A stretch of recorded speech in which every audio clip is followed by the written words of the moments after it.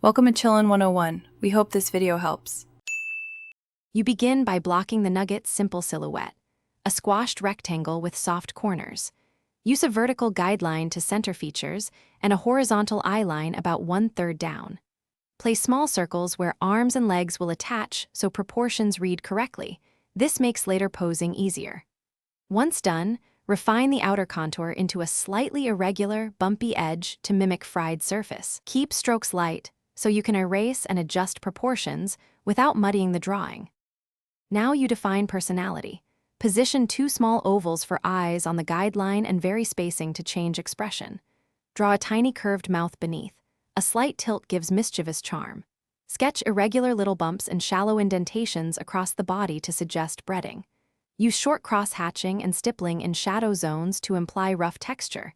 Keep highlights clear by erasing tiny spots. Make sure to keep line weight varied, thicker outer lines, thinner interior marks to help the nugget pop off the page. You finish by inking or darkening the main lines and intentionally leaving small gaps for highlights. This creates a glossy, edible look. Apply flat base colors, warm yellow for the base, layered golden browns for edges and shadow. Blend lightly but keep contrast high so texture reads at thumbnail size. If something looks off, check eye spacing, overall silhouette, and bump placement.